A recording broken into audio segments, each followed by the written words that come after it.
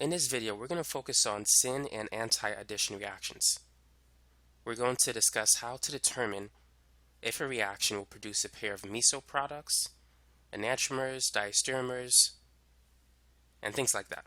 So let's begin. Let's start with cyclohexene. Now we're going to react it with bromine in dichloromethane, which is an inert solvent. So if we put these two together, what products will be produced from this reaction?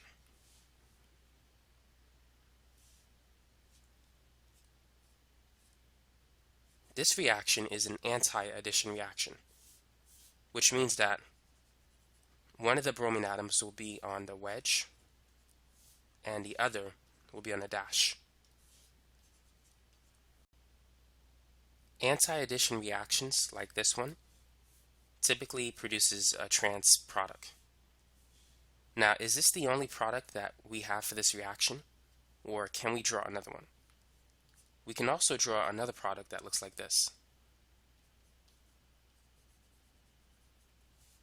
Now, how would you describe the relationship between these two products? Do we have a pair of enantiomers, diastereomers, meso compounds? What would you say? Now, for us to have a meso compound, there needs to be some sort of symmetry. We don't have a line of symmetry here. This bromine is in the back and this one's in the front, so they don't match. Now, we don't have diastereomers because both chiral centers change. Notice that the chiral center for this BR, it flipped. And this one flipped as well. The only way you can have a diastereomer is if some of the chiral centers change, but not all. So what we have is a pair of enantiomers. Whenever you have a cis alkene plus an anti-addition reaction, you will always get a pair of enantiomers. Now keep this in mind. This is only true if all the chiral centers change. If only some of the chiral centers change, then you have a pair of diastereomers. So let's review a few things. Whenever you have a cis alkene and a syn addition reaction, you will get a meso product if there's a line of symmetry. If you have a cis alkene plus an anti-addition reaction, this will produce enantiomers if all the chiral centers change. The same is true for the meso compound. All chiral centers must change as well. Now, if you have a trans alkene and an anti-addition reaction, this will produce a meso compound if all chiral centers change and if there's a line of symmetry. Now, if you have a trans alkene and you react it with a reaction that proceeds via syn addition, this will give you a pair of enantiomers if all chiral centers change. So now let's work on a series of practice problems. Let's start with cyclohexene. And let's react it with potassium permanganate under basic conditions and cold dilute conditions. So first, what is the major product of this reaction? What type of product will it produce? This is a syn addition hydroxylation reaction. It's going to add two alcohols on the same side. Now we can draw the product like this, or we can draw it like this.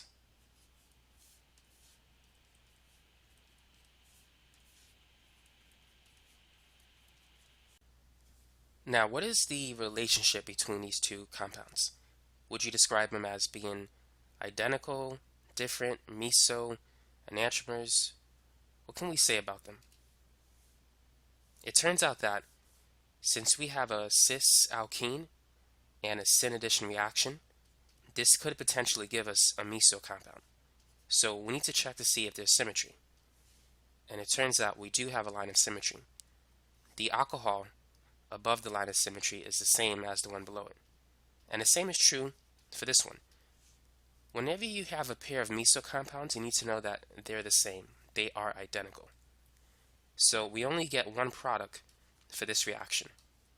In the last example, where we reacted cyclohexene with bromine and dichloromethane, it gave us a pair of enantiomers, which are two different products.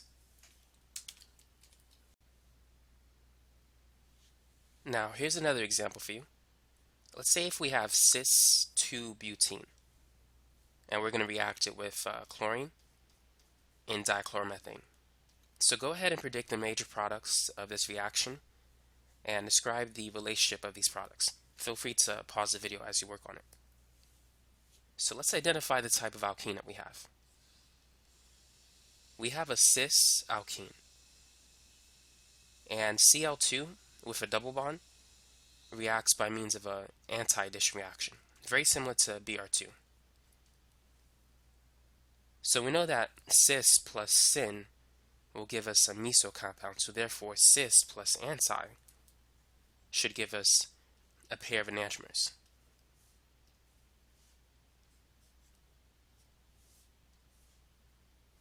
Now we can add the chlorine atoms across the double bond like this, one in the front and one in the back.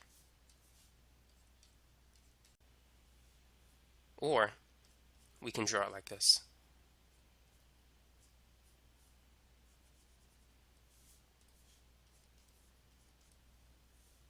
So notice that the first chiral center, it changed, and also the second chiral center changed its configuration. So both chiral centers were changed, and there's no line of symmetry, therefore we have a pair of enantiomers. All chiral centers changed, so we don't have diastereomers. So we have two products in this example. Now, what if we have a transalkene? And let's say we react it with Br2 and CH2Cl2. Now, what products will we get in this particular reaction? So let's go ahead and find out. So we have a transalkene plus an anti-addition reaction, and this could potentially produce a meso compound. So let's draw it.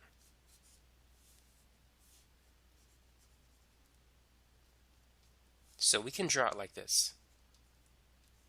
If you find this drawing weird, know that this drawing is equivalent to this one.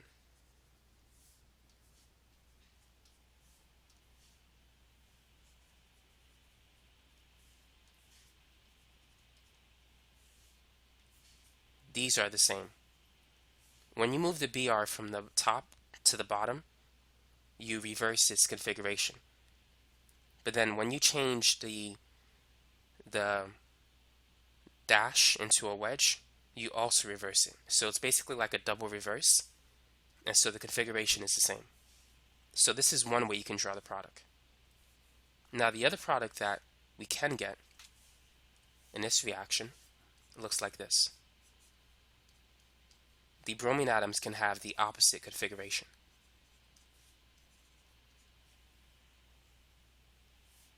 Notice that we have a line of symmetry. These two are symmetrical across the line, and the same is true for the methyl groups. So therefore, we have a meso product, or just one product, not two products.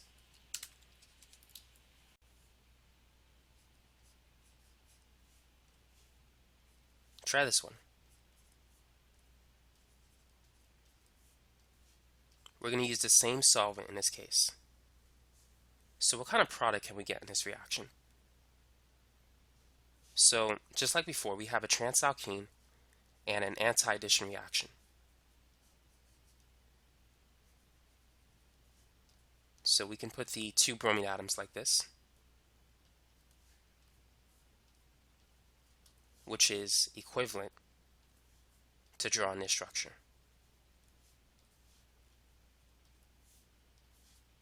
And we can draw the other product as well. So these two products, are they the same or are they different? We know that trans plus anti could potentially produce a meso product. But do we get a meso product in this particular example? What is your answer? Would you say yes or no? Think about it. So the question that you should ask yourself is, do we have a line of symmetry? It appears that these two are symmetrical, but notice that these two are different. On the left side, we have a methyl group. On the right side, this is an ethyl group. There's 2 carbons. So we don't have a line of symmetry in this example, which means that it's not meso. Rather, what we have are a pair of enantiomers. We don't have diastereomers because all the chiral centers change. Here the chiral center was reversed, and this one was reversed as well. So whenever you have a lack of symmetry, and if all the chiral centers change, then you have a pair of enantiomers. So in this example, we have 2 products as opposed to a single product in the last example.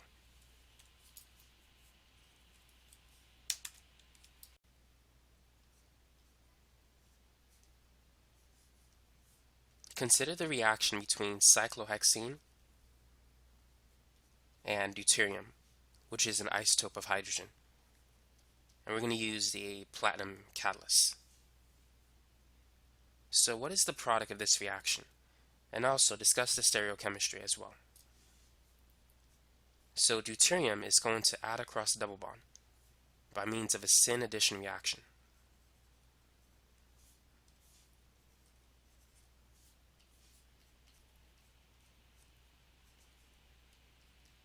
So this is how we can draw the 2 products. But notice that we have a line of symmetry. We have a cis alkene and a syn addition reaction, which could potentially give us a meso compound. And due to the fact that we have a line of symmetry, it is a meso compound. So there's only one product in this reaction.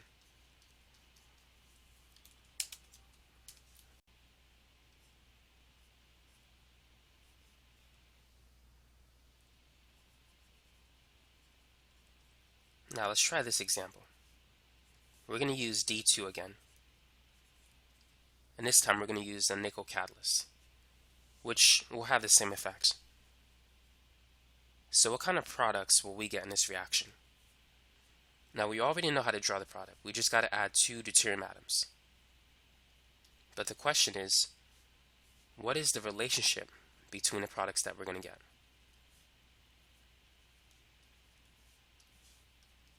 And so here's the other product. And do we get just one product or 2 different products?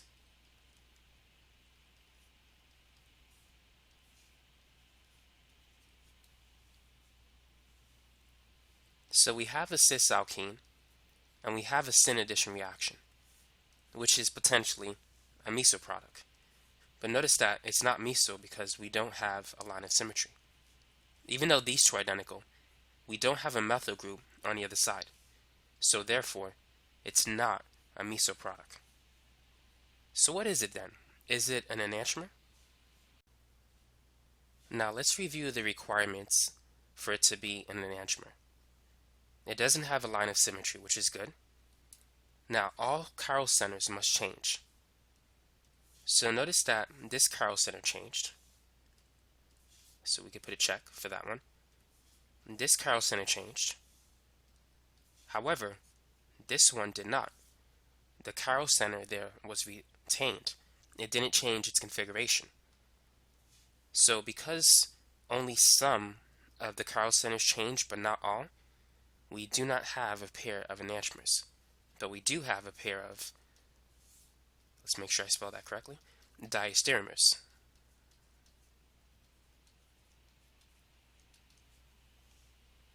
Not all chiral centers changed. Diastereomers are different products, so in this reaction we get 2 products and not 1. Now let's say if we have trans-2-butene, and we're going to react it with deuterium and palladium over carbon. So let's analyze the reactants. We have a trans-alkene and a reaction that proceeds via syn addition. So trans plus syn could potentially give us a pair of enantiomers. So let's draw the products. So initially, we can put the two deuterium atoms on the same side, or we can draw the other one like this. And to draw the other product, we need to switch both chiral centers. So these are the two potential products. Are they enantiomers? So notice that these two are the same across the line. They're identical. They're symmetrical across the line. However, these two are not. One is on the dash, the other is on the wedge. So because we lack symmetry in this example, we do have a pair of enantiomers. If it was like this, where they're both on the wedge, then we would have symmetry, and that would be a meso product and not a pair of enantiomers. So whenever you have a pair of enantiomers, you have two products.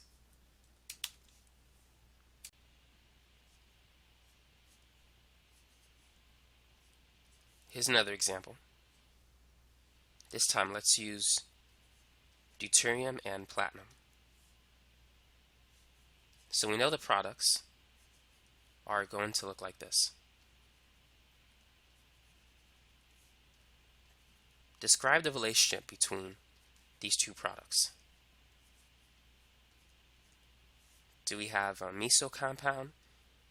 Do we have a pair of enantiomers? Or diastereomers? What would you say? Well, let's test to see if we have a line of symmetry. These are identical, but these are not. We don't have two methyl groups on the other side of the line. So it's not going to be meso, because this is a cis alkene and a trans product. And typically, not a trans product, but a syn addition reaction.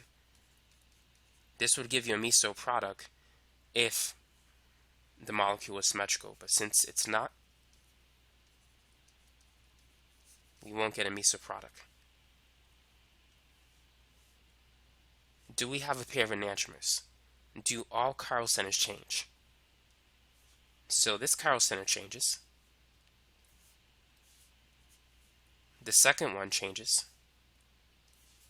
And notice that there's no chiral center here. We have two methyl groups. In order for you to have a chiral center, the carbon has to have 4 different groups, and it does not. So it's not a chiral center. So all chiral centers change, which means that we have a pair of enantiomers.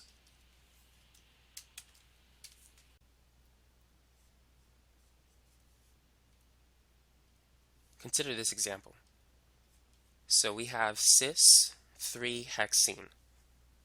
Let's react it with osmium tetroxide followed by sodium bisulfite. What kind of product will we get in this reaction? So we have a cis alkene, and OSO4 will put 2 OH groups across the double bond, and it works by means of a syn addition reaction. So this potentially can give us a meso product.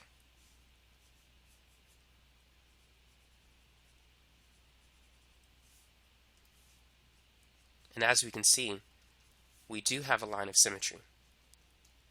So this is going to be a meso product.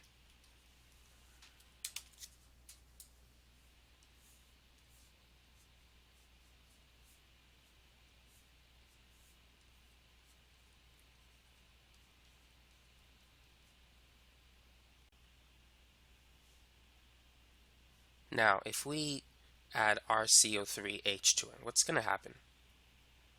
RCO3H is a proxy acid, and it looks like this. It looks like a carboxylic acid, but with an extra oxygen. Proxy acids form epoxides, and the epoxide reaction is a syn addition reaction.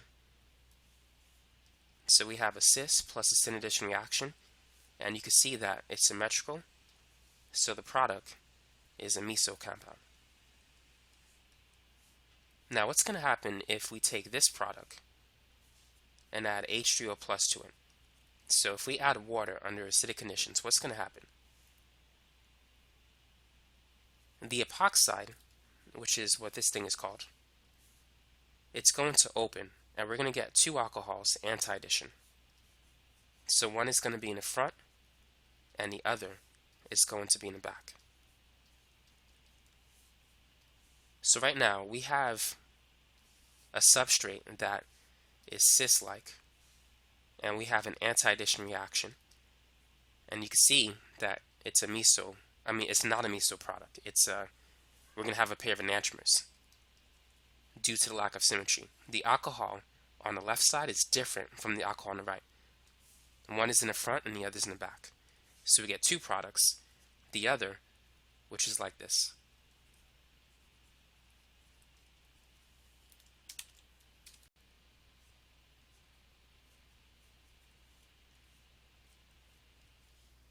Consider this alkene, and let's react it with potassium permanganate hydroxide under cold dilute conditions.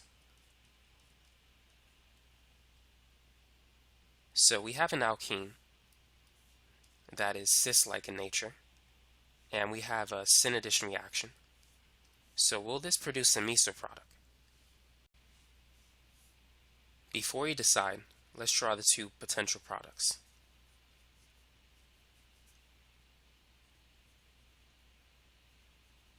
So for a syn addition reaction, we can draw it like this.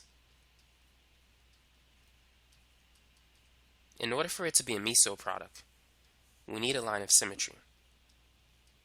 Is this molecule symmetrical? Well, it's symmetrical for the alcohol groups, but notice that the carbon structure is not symmetrical. The left side doesn't match the right side.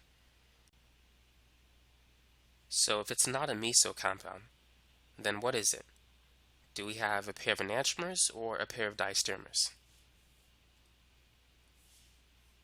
So we can see that the first chiral center changes and the second chiral center changes. In order for it to be a diastereomer, there must be another chiral center that changes, or that doesn't change. Notice that there's no other chiral center. This carbon is not chiral because it has two identical methyl groups. So since all chiral centers change, since we only have two of them, then we can conclude that we have a pair of enantiomers. So we have two products in this reaction.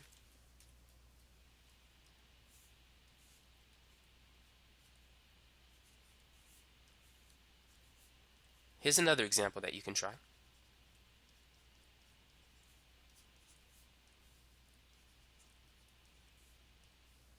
Go ahead and work on this example.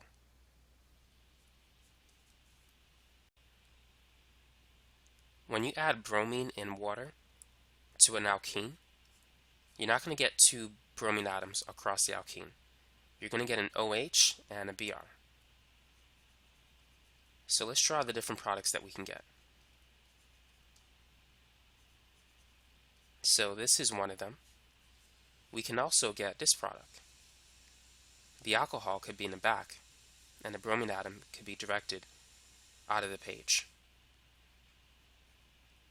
So what is the relationship between these two products? So as you can see, here the chiral center changes. Here it changes. And here it doesn't. So these two products can be described as diastereomers. I'm going to write D for diastereomers. So do we only get two products? It turns out that we can get a potential of 4 products. Notice that both of these carbons across the double bond are secondary, which means that the alcohol can go on either carbon. So here's another product that we can draw. The OH could be on the bottom, and the Br could be on the top.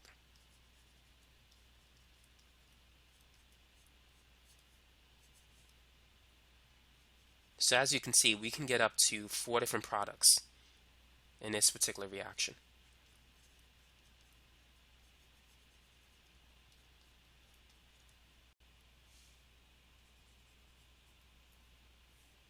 Now notice that these two are diastereomers as well. only 2 chiral centers change, but not all 3. Now, how would you describe the relationship between these two products? Would you say they're Meso compounds, Diastereomers, Enantiomers, or something else entirely? Those 2 compounds highlighted in blue are actually constitutional isomers. The reason why they're called constitutional isomers is because they're connected differently. The alcohol is on a carbon between a methyl and a bromine atom. In the other example, the alcohol is not between the 2 groups. The bromine atom is between the methyl and the OH group. And so the connectivity is different. And whenever you have a different connectivity, you no longer have a stereoisomer like Meso compounds, enantiomers, and diastereomers, but rather you have a constitutional isomer. Stereoisomers are connected the same way. So these 2 isomers are stereoisomers because the methyl, the hydroxyl, and the bromine atom, they're on the exact same position. The only difference is they're arranged in space differently, which makes them stereoisomers. But constitutional isomers are connected differently.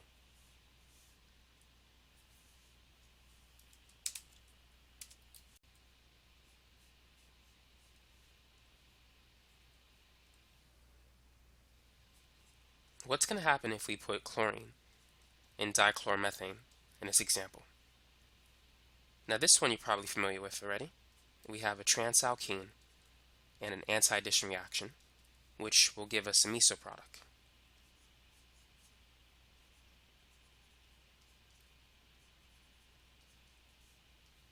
As we can see, there's symmetry. But now let's change it.